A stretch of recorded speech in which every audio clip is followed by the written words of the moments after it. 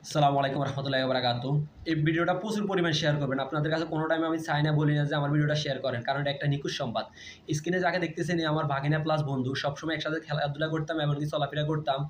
সে Saudi আরব থাকে, রিয়াদ বাতা market. তো ওখানে সে গাড়ি-টাড়ি চালাইতো। এমনকি গাড়িটা কিছুদিন আগে বিক্রি করে দিছে দেশে যাওয়ার উদ্দেশ্যে কারণে। তো তার আকামা এক্সপায়ার বর্তমানে। আমাকে সে বলল আরো ২০ থেকে ২৫ দিন আগে তার সাথে কথা হইছে আমার আকামা সংক্রান্ত এক বিষয় নিয়ে।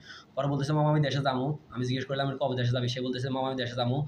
হঠাৎ করে এখন শুনতেছি তাকে নাকি খুঁজে পাওয়া যাচ্ছে না। তার রুম পার্টনারে বলতেছে যে সে রুম থেকে বের হয়ে গেছে।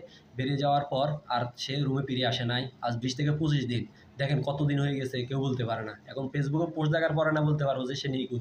বর্তমানে রিয়াদের অবস্থা ভালো না, কারণ বাগিনা আক্তার ওখানে থাকে, রিয়াদ বাতা মার্কেট। ওখানে চলে কি যে অপহরণ, এমনকি আপনার মুক্তিপণা, এরপর মুক্তিপণা বলতে ওই আপনাকে উঠিয়ে নিয়ে টাকা দাবি করে, এগুলা ওখানে চলে। তো আবার দ্বিতীয় কথা হইছে তার আকামা এক্সপায়ার।